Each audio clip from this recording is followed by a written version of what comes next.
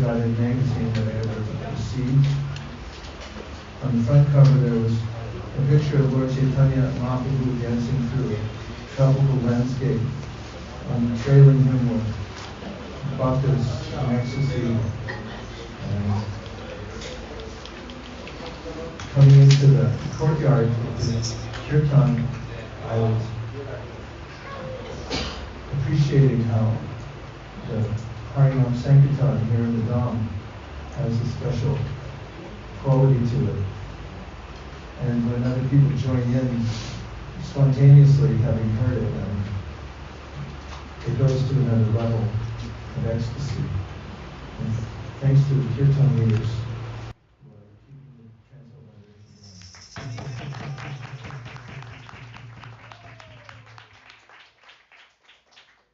Just a note about Madanga in this room. It requires about 0.5 as normal because it stays in here somehow. And inside the Bhakti-Guided magazine, somebody working on the sound because the gain is too high. Thank you.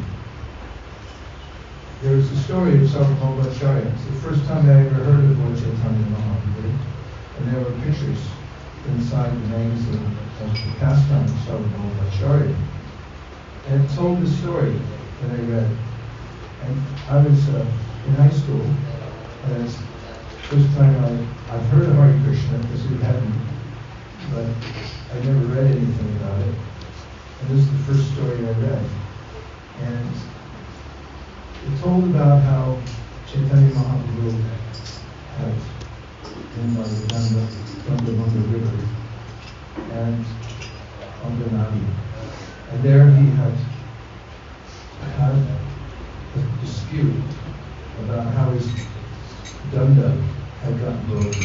I could appreciate that a monk would carry kind of a symbolic stick. And I thought it was something special that there had been an argument, but the result of it was Chaitanya Mahaprabhu said that his followers were distracting him, and therefore they could go ahead of him or behind him, but they couldn't come with him because he was going to go alone to Jagannath Puri. So they took up the rear position, and Mahaprabhu went straight into Jagannath Puri. And it showed how he had entered into the Jagannath temple, with the magazine article, and how when he received Lord Jagannath, he saw the Lord of his life, Lord Krishna, playing the flute, and he had fainted in the temple room.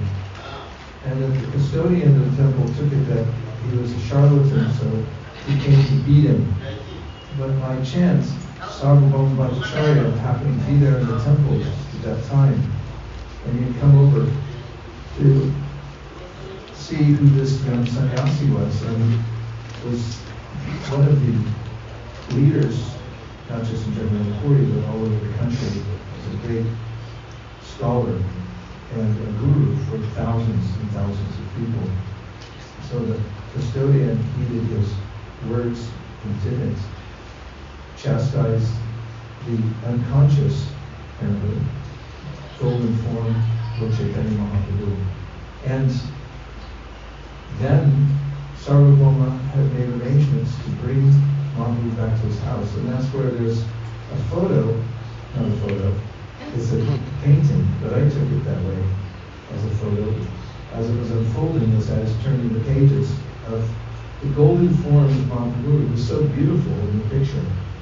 And Sārvabhauma had taken a cotton swab and put it before his nostril to test his state of consciousness. He had access to many, many scriptures, did Sārvabhauma Bhaṭṭācārya, and he knew them all by heart. And he had read scriptures about states of spiritual ecstasy. And he wanted to test this young sannyasi to see what state he was in, and he had all the symptoms that the Chaitanya Mahaprabhu of the highest states of spiritual ecstasy.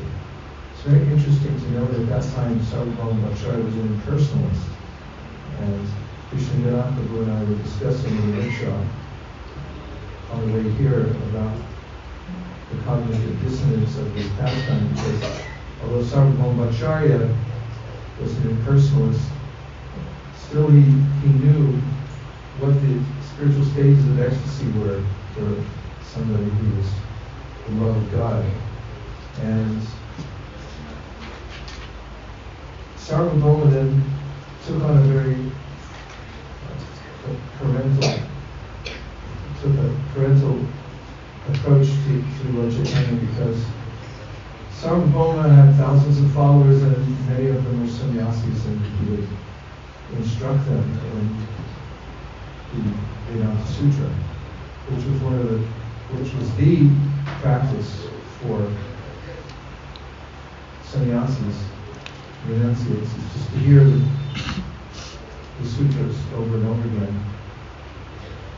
And apparently this would detach one from the material world, and that's their main idea. To rediscover their godhood by removing the illusory template that had been placed over the consciousness of the Supreme, and then come to realize that one is the Supreme.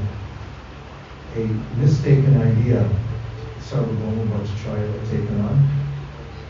And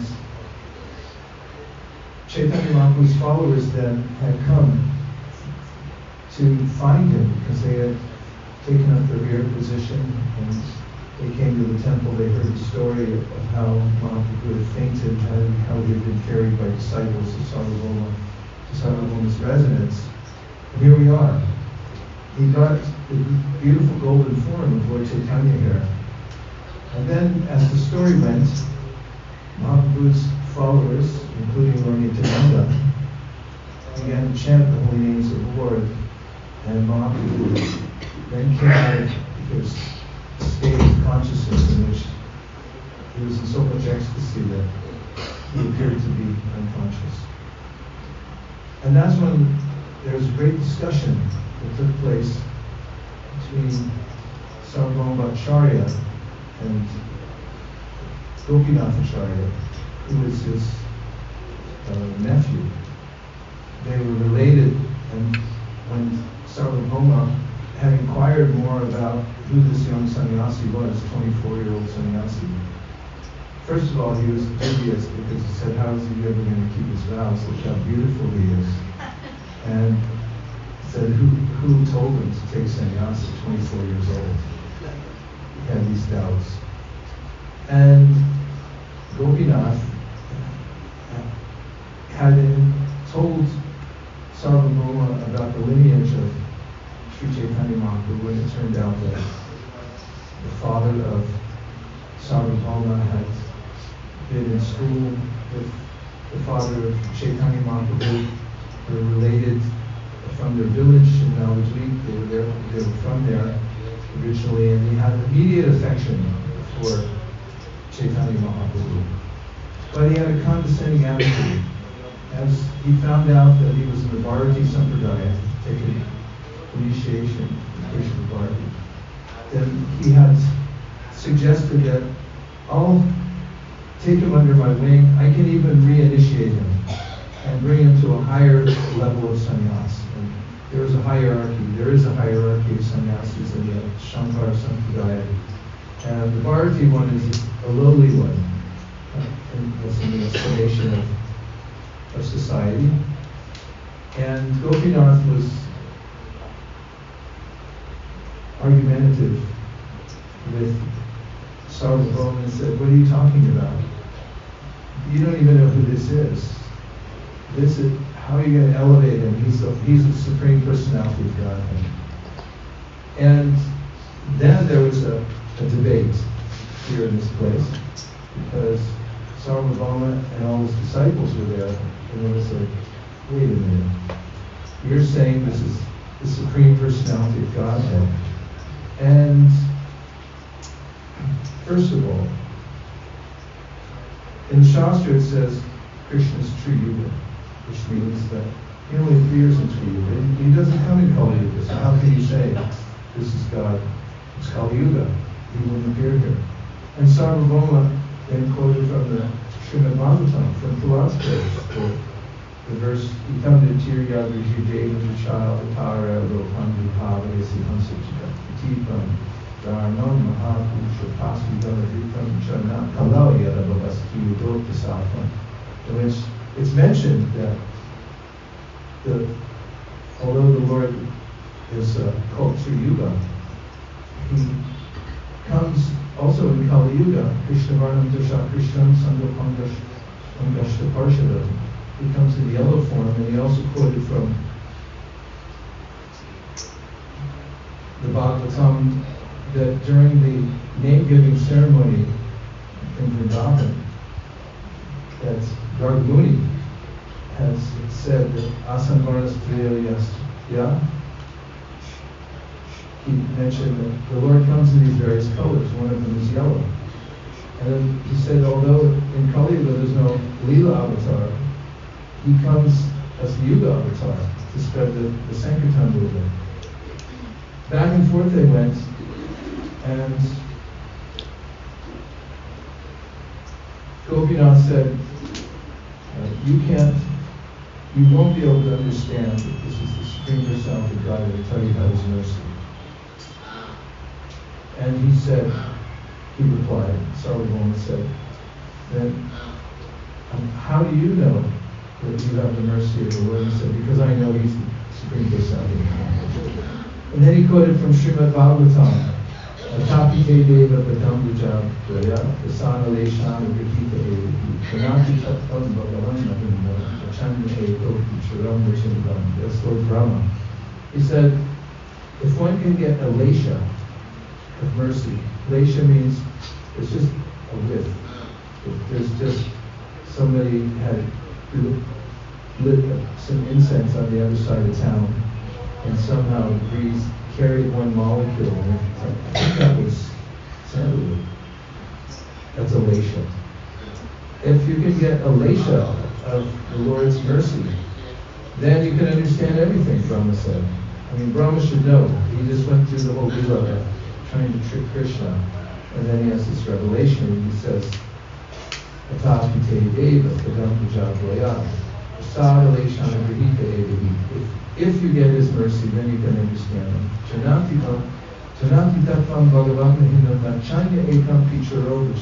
If you try to use your intellect, then you'll never understand Him.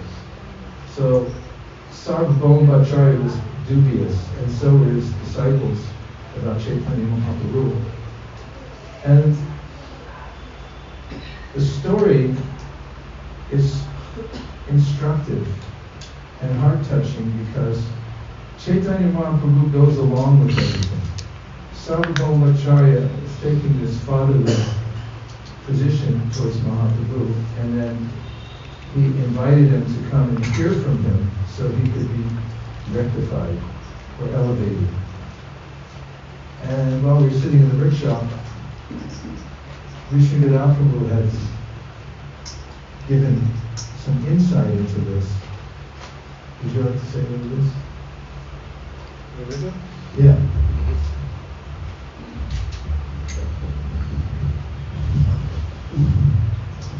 Hare Krishna.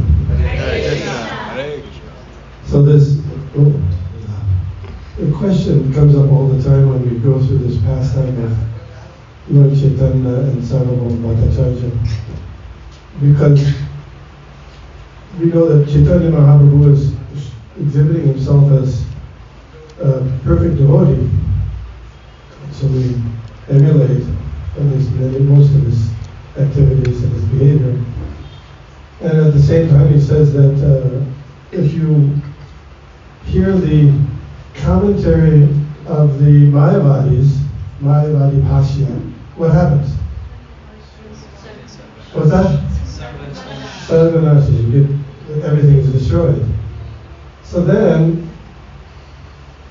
he goes and hears the Bhashya of Sārvabhauma, which is an impersonal commentary for 7 days.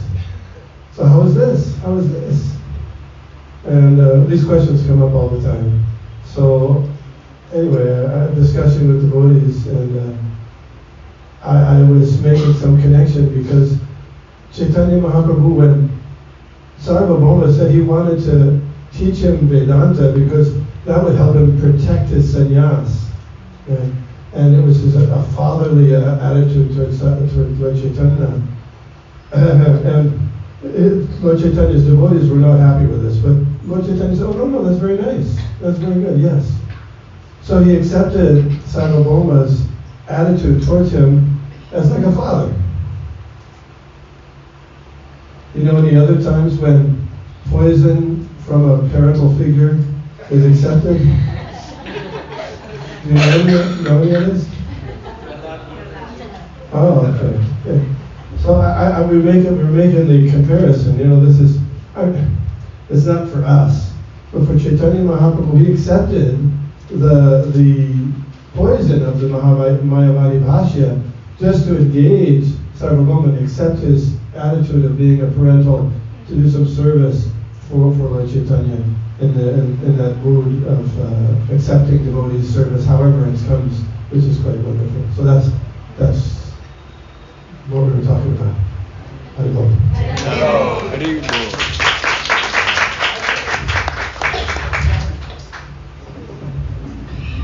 And as we continued our conversation, we then remembered Kṛṣṇa and Saraswati. And there was a contrast or similarity. And when Chaitanya Mahaprabhu was there in the vicinity of the Mayavadis, staying in Chandrasekhar's house, the Mayavadis were criticizing Chaitanya Mahaprabhu's dancing as sentimental. So he's no sannyasi, he doesn't sit in the Vedanta. And the devotees cringed at this because they didn't like to hear the criticism, obviously, of these Mayavadis. And Mahaprabhu arranged that one of the brahmanas there, who was favorable to Chaitanya Mahaprabhu, had made an armistice. So he came and invited Mahaprabhu to come and meet the Mayavadis. And to many of the devotees' surprise, he accepted. And he went there. And here are some key elements that are similar. As Vishnu Prabhu pointed out, Mahaprabhu accepted the teachings of, or the sentiment of Sārvabhauma Bhaṭṭācārya to help serve him in some way, even if they were ill-advised. And Sārvabhauma realized that later. When Chaitanya Mahaprabhu went to the assembly of Mayavadis, he came in, he washed his lotus feet in the place where people wash their feet, and then he sat down in that lowly area.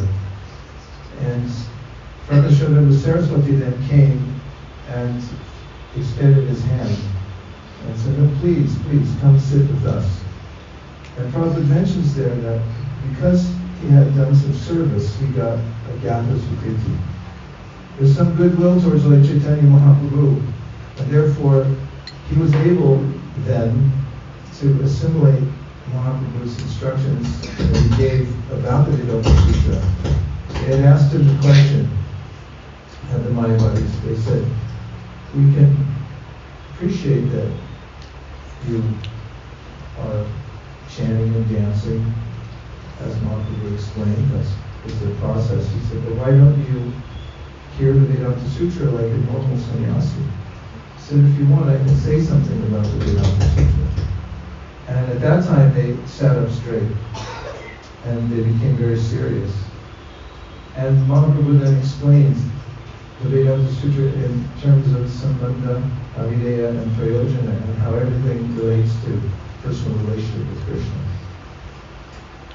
And amazingly, they were converted in that time. In fact, I have a picture at home of Kṛṣṇa and Saraswati Thakur attending to Mahaprabhu's lotus feet afterwards, and all of the Mayavadis being in ecstasy with the Harinam Sankirtan.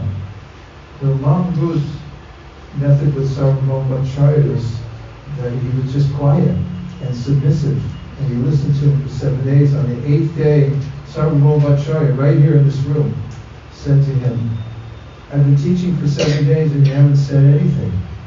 Usually students ask a question when they don't understand. Do you understand what I'm telling you?" And he said, "No." He said, "Do you not understand the Vedanta Sutra. He said, no, I understand the Vedanta Sutra. He said, but your explanations are covering their meaning, just like the clouds cover the sun. And Sārvabhauma was taken aback because he had this sense that here's a young sannyasi, I'm the smartest guy in the world, which is true if you look it up in the Encyclopedia Britannica or on Siri or ChatGPT. And he was taken aback and he what do you mean by that? And then when Mahaprabhu began to explain the meaning again, Sārvabhauma Bhaṭṭācārya was enamored of his intelligence. And then they had the discussion about the Rama verse. Chaitanya Mahaprabhu deferred to Sārvabhauma Bhaṭṭācārya and said, can you explain it? And the great scholar that he was, Sārvabhauma gave explanation of the Rama verse. And then Mahaprabhu gave his explanations, which far surpassed Sārvabhauma's and didn't touch on any of the ones that he had done. He didn't repeat anything.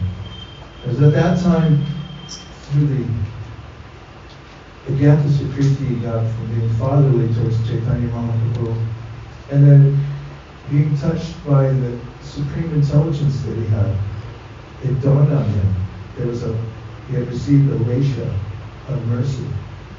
And then he thought, this is God. He is the Supreme Personality of Godhead. And we know that he surrendered them. And when he surrendered, then he uses all his scholarship to glorify Lord Chaitanya Mahaprabhu and all his influence in Jagannath Puri. He was the guru of Prachaparudra and everybody else. He was the main person here. And it's amazing too because Chaitanya Mahaprabhu, we know his hometown because we were just there, right? We went down to Navadvip and we saw Dhameshwar Mahaprabhu. And it's a simple village atmosphere there. Everyone loved him and he was the hometown hero there. And they knew that he had beaten Keshava Kashmiri. But when he took sannyas, everyone was shocked. And then when he left home, everyone was disconsolate. And then the first place he came was Jagannath Puri. And then the news came back to Navadvip that he had defeated the greatest scholar in India. Well, not defeated, but he did defeat him, but then he converted him. And he became Chaitanya Mahaprabhu's devotee, completely sold out to him. And then the king, of course, followed suit. Prachaparudra Maharaj, who was a pure devotee in his own right, became a devotee. And then everyone began converting under Sārvabhauma Bhaṭṭācārya. And Mahaprabhu's gentle method of sitting, listening, and allowing him to offer even the poison, as Prabhu was saying, of Sharira Bhaksha. And then he used all his scholarship to glorify Lord Chaitanya Mahaprabhu. He wrote 100 verses on the spot, and 2 of them have been prominent in our sampradaya. Vairagya Vidya Bhakti Yoga Shiksha Kaneka Krishna Purana Shri Krishna Caitanya Śrīla Prabhupāda Prabhupāda Kalam Nasham Vishnam Shilakam Nijam Kalushkartam Shri Krishna Caitanya Nama Arabitas Kasyapadara Vinde Vyayam Vyayam Yatam Chitravinda. So he wrote many songs, and one of them has become popular in Silicon Valley. And this is a song written by Sārvabhauma Bhaṭṭācārya that's in your songbook. And we can sing it right here in this place. What page? 291. 291.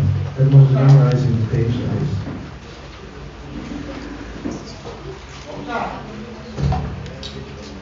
You all good? Yes. Think about party from, you never know when you're going to get interrupted or kicked out, so we appreciate every minute. Okay. Yeah? The autos are ready. Okay. But they can wait. Find, read your body, and when you hear Shraddha's voice, the Toto is waiting. Take you back. You can go by different means. Vimana. Well, it's been a heartfelt experience here. It's such a sweet opportunity to come to the home of a devotee who's been so instrumental in spreading the glories of Lord Chaitanya Mahāprabhu all over the world. And to be in the yuga where Lord Chaitanya appeared just a few minutes ago, in geological time, it's just a few seconds. And to be in the house, the actual place, it's still here after 500 years, where Lord Chaitanya Mahāprabhu met. And as Madhavananda Prabhu said the other night when we first got there, there's a spiritual radiation here. And if you get, when you go home, you can go to Ace Hardware or Costco and ask them if they have a little counter, or a little spiritual Geiger counter. Ask them to see if they can get that for you. Maybe it's on Amazon, and you can bring it. And whenever you come to these holy places, you're ticking. But we don't need that because we can feel it with our hearts, and that's our heart is a Geiger counter. Chaitanya Mahaprabhu, when talking to Ramananda Roy had mentioned that the heart is the driver and the body is the chariot. So when we come to these places, it's the pilgrimage of the heart. We come here to feel that spiritual energy. And of course we talk about the pastimes, we talk about the philosophy, but the feeling that we get when we come home to these places, that it transforms the heart. And home is where the heart is. So we pray here, dear Śrīla Prabhupāda, dear Śrī Caitanya Mahāprabhu, dear Sārvabhauma Bhaṭṭācārya, we so desire, please instill in our hearts the softness for doing good for all living beings and for always following the footsteps of the great ācāryas. And please let us remember the pastime that took place here, the Sārvabhauma Bhaṭṭācārya's change of heart and full surrender to Śrī Caitanya Mahāprabhu. May we follow in his footsteps. Thank you for considering our request and touch. Everyone agrees with this prayer. Prabhu, would you like to add anything? Yeah. Since you live here, you can come, please.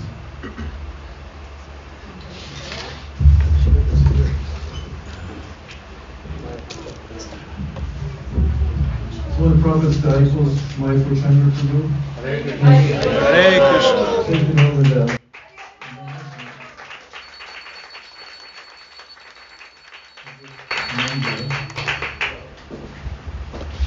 and he'll say a few words.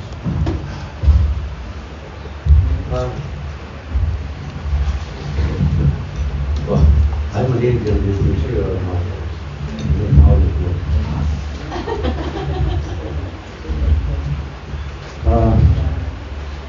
thank you all of you to come here in this highly beautiful place with such a great Vaishnava as a guide. Thank you for your appreciation. I want to give you a small pastimes connected with what just to say the failure to change our path in this place. Actually, one day Sārvabhauma Bhaṭṭācārya went to meet Chaitanya Mahāprabhu and they Dandava. And Chaitanya Mahāprabhu jokingly put his lotus feet on the chest of Sārvabhauma Bhaṭṭācārya. And Sārvabhauma Bhaṭṭācārya, very smart, he grabbed the leg of Chaitanya Mahāprabhu. Wait a moment. Boom. And say something that for me is the soul of this place, is the most important thing. He said, finally, I catch the thief that stole my heart. Now think about it. Krishna in Vrindavan is mature. He's stealing water. Chaitanya Mahāprabhu here is stealing the heart of the devotees. So it's connected with exactly what you say, come here and pray Chaitanya. What is Chaitanya Mahāprabhu? Do the same thing. Take my heart, clean it, and give it back to the Krishna. Okay? So this is the place to do this. So, more than this I can say. Okay? I think that this is more than enough to say everything else. I'm not qualified to say so much more about what other people will just say. Anyway, I think we are lucky to have the opportunity to be here. Śrīla Prabhupāda said in 1974, one letter from Śrīla Prabhupāda, that food is more important than mindful. Because Caitanya Mahāprabhu food was preaching. And preaching is more important than the place of birth. Karma is more important than judgment. And our movement is a preaching movement. So where did this movement start? Here. So Caitanya Mahāprabhu preaching to Sārvabhauma. So that the movement, the preaching movement starts exactly in this place. So it was here now. So what do you want more? Take out everything. Okay? So thank you very much.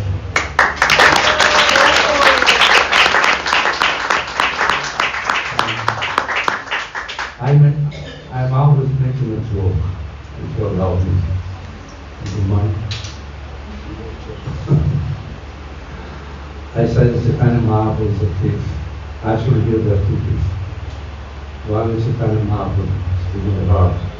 Another one is me, stealing the money.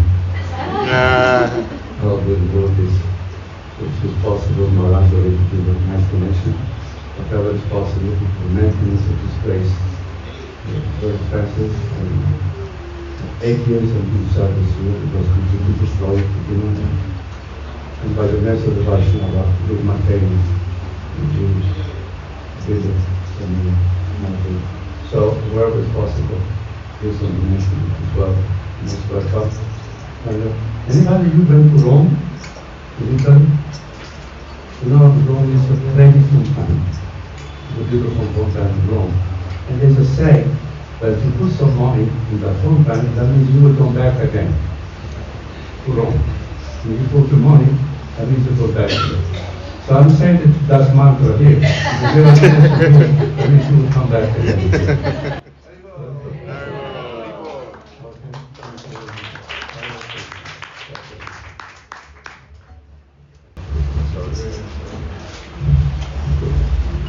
Everyone who agrees with the prayer that we said earlier and what Mindful Chandra Prabhu so graciously added to it, please say Hare Krishna.